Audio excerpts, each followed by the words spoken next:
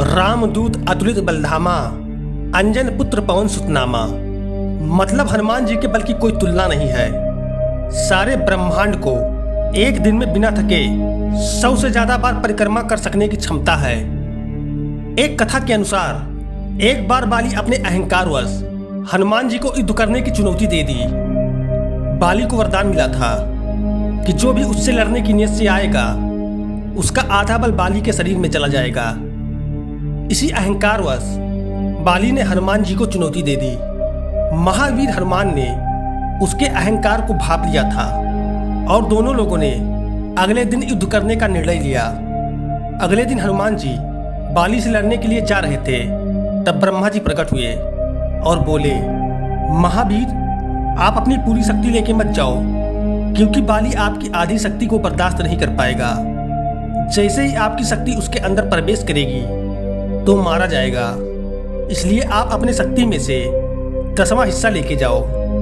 हनुमान जी ने ब्रह्मा जी की बात मान ली और अपनी 90% शक्ति भगवान श्री राम के चरणों में अर्पित करके बाली से लड़ने के लिए चले गए। जैसे ही हनुमान जी बाली के सामने आए, वैसे ही ब्रह्मा जी के वरदान स्वरूप हनुमान जी का आधा बल यानी 5वां हिस्सा बाली के शरीर में प्रवेश करने लगा। हनुमान जी का इतना ही बल बाली का शरीर सहन नहीं कर पा रहा था। उसका शरीर मानो फट सा जाएगा, क्योंकि उस बल को सहने की ताकत बाली में नहीं थी। वो युद्ध कैसे करता? तब ब्रह्मा जी प्रकट होकर बाली को समझाए कि हनुमान जी के बल का 5वां हिस्सा भी सहन नहीं कर पा रहे हो, युद्ध कैसे करोगे?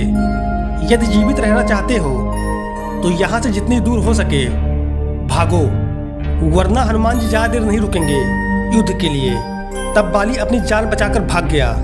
भगवान श्री राम के प्रिय भक्त हनुमान जी को अष्ट सिद्धि और 9 निधि के दाता के रूप में जाना जाता है, जिसका जिक्र हनुमान चालीसा की चौपाई में किया गया है। हनुमान जी की सिद्धियां कुछ इस प्रकार हैं: अरिमा, महिमा, गरिमा, लघिमा, प्राप्ति, प्राकाम्य, ईसित्व, वसित्व।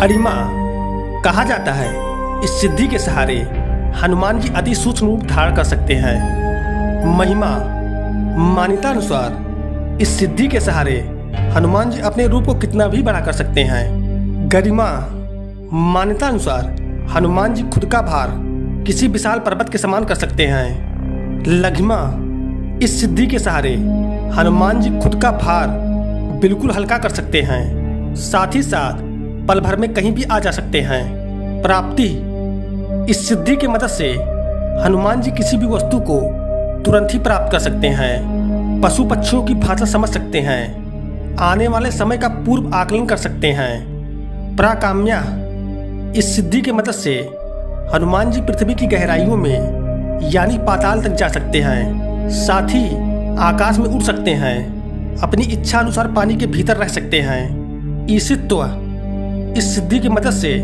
हनुमान जी को दैवीय शक्तियां प्राप्त हुई हैं। वसित्व इस सिद्धि के प्रभाव से हनुमान जी मन पे नियंत्रण रख लेते हैं।